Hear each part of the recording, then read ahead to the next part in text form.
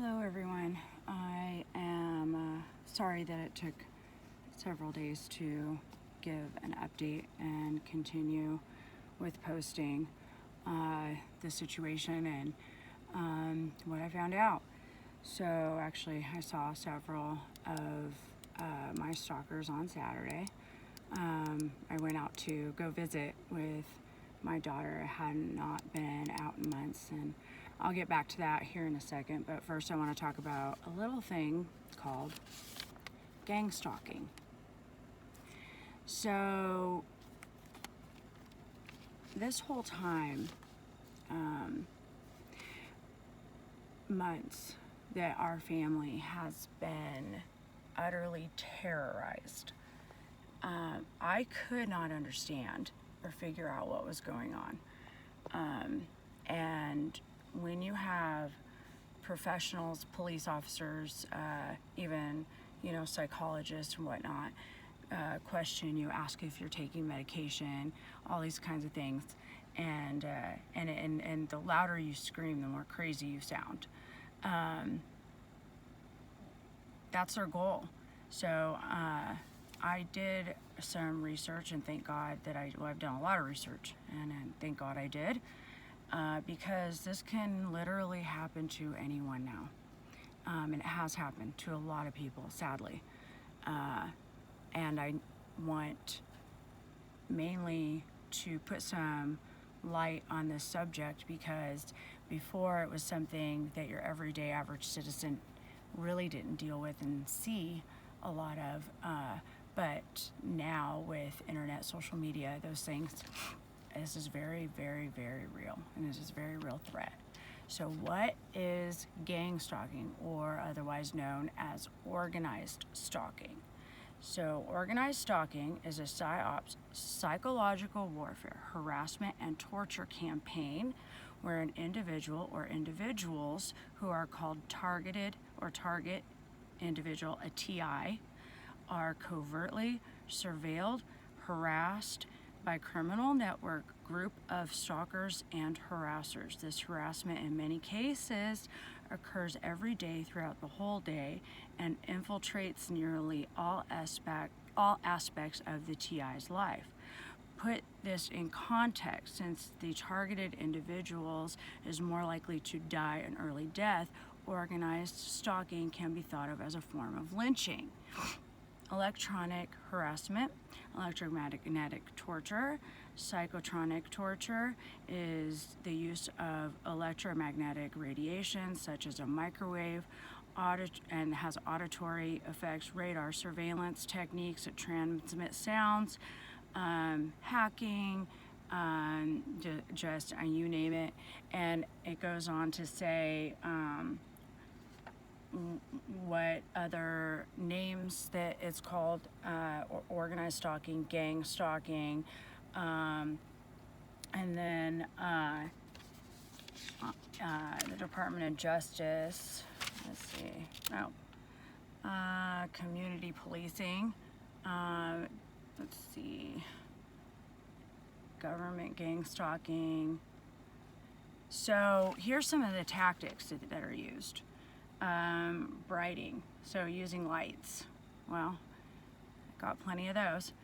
Gaslighting, a form of manipulation that is intended to make the targeted individual or population doubt or question their own memory, perception, or sanity. And it goes on and on. Lie in wait, so that means people that are just waiting to report your location, waiting for you to leave, waiting for you to go somewhere, waiting, and then report where you are, which actually, if that person commits suicide, you are an accessory to murder. So even if you don't have anything to do with pulling the trigger, it doesn't matter. Let's see, mimicry, so people that will copy you or do things. I really haven't had any of that. Noise campaign, definitely 100% noise campaign, a lot of it. Sensitizing is another tactic that is used, and it says tactics or behavior by organized stalkers to cause the targeted individual to respond or notice certain stimuli and make them more sensitive to it. sensitizing act is done over time, and it's purposely done to get the targeted individual's attention. Street theater.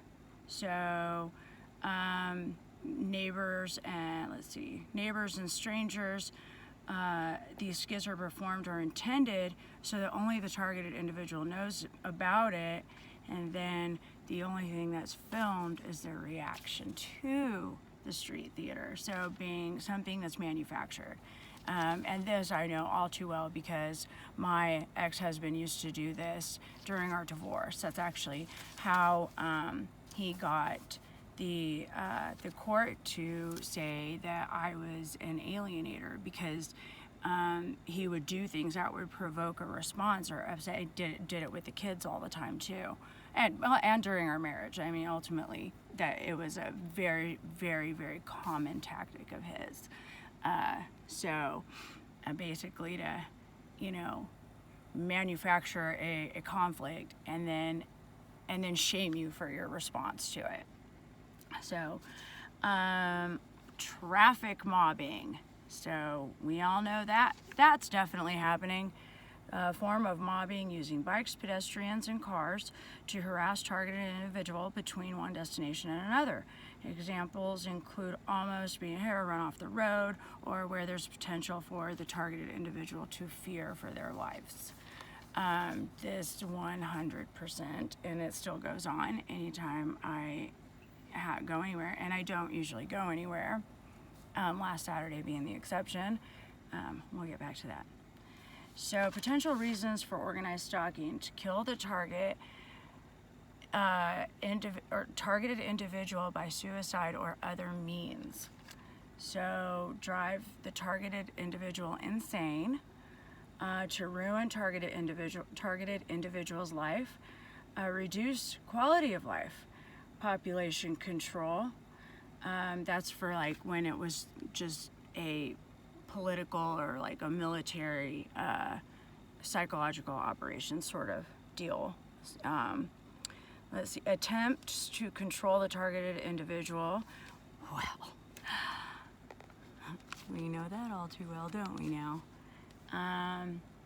To leech the targeted individual from benefits, such as being employed and medical benefits and just being able to get up and go to work every day and have your routine. And I've lost 3 careers to my ex-husband, and so you would think over the course of almost 10 years he'd find something else to do. Nope. So this is what we're doing. Let's see, perception. Organized stalkers want targeted individuals to suffer deep torment or depression. And then it goes on to explain perpetrators and how they are convinced and looped in. So I'm going to put the link to a couple of these pages so you guys can educate yourselves on the crimes that you're committing, or educate yourselves if it's happening to you. So a lot of you are only getting what you've been sold on. So if there's different groups, different Facebook groups or things like that, you're getting a manufactured used car salesman, not even in a cheap suit, a free suit, but you're getting a manufactured story. You're getting it the way, and then you're getting video and pictures of me from all these random people, and this is a truly terrifying situation. In the last video I posted, I said that I was going to talk about how did we get here. So how did we get here? Well, the bottom line is we got here because multiple failed attempts to actually take my life. So I've been branded, probably. I have not seen what he's put out there about me as a child abuser.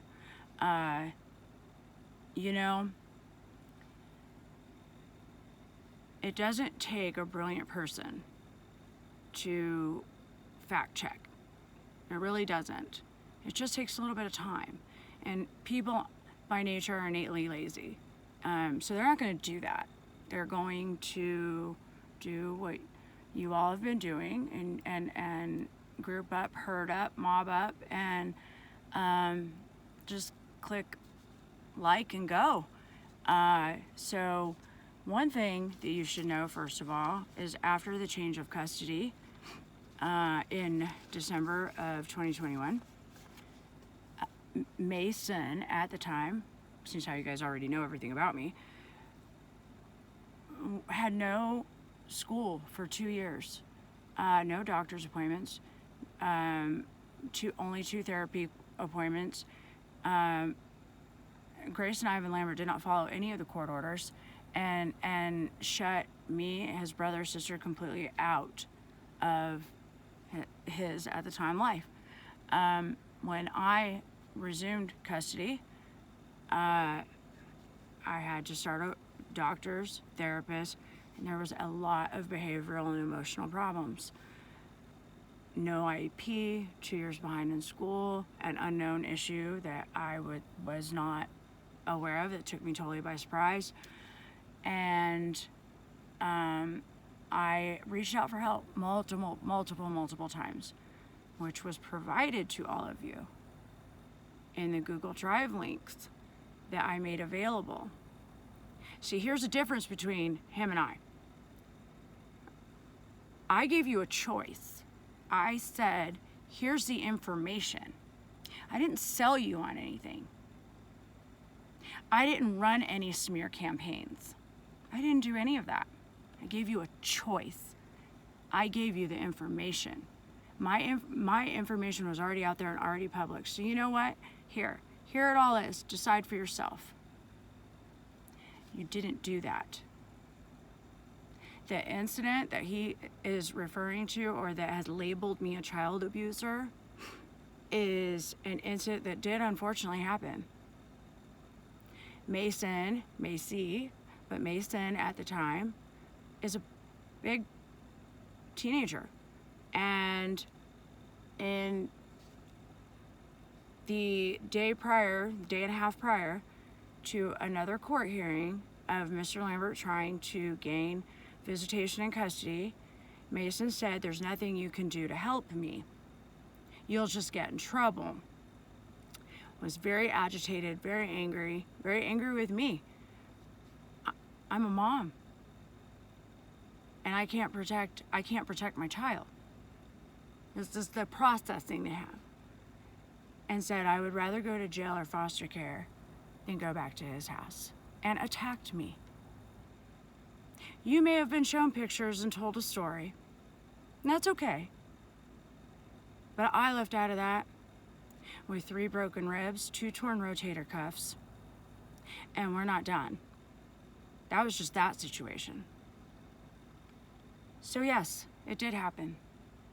Do you know how long I tried to get help prior to that?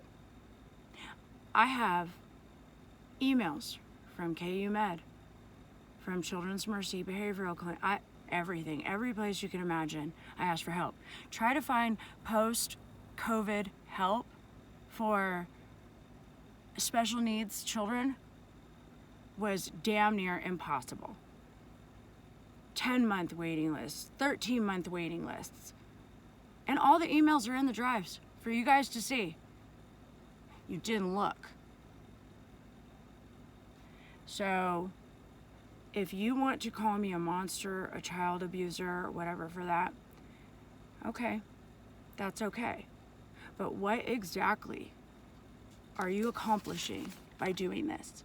Let's pretend I am this monster that everyone thinks I am. Let's pretend. How are you helping? This man that most of you probably don't even know, is literally duping you into committing crimes and torturing a family to the point of either retaliation or suicide. Why? The amount of good that you all could have done with the time that you spent the gas money you've spent. If you were to accumulate that over the course of months and how many people have been involved, I can't imagine what could have actually been done that was, it would have been monumental. But no, this is what you call good. So, no, I'm not crazy. If you want to call me a child abuser, fine. You can do that.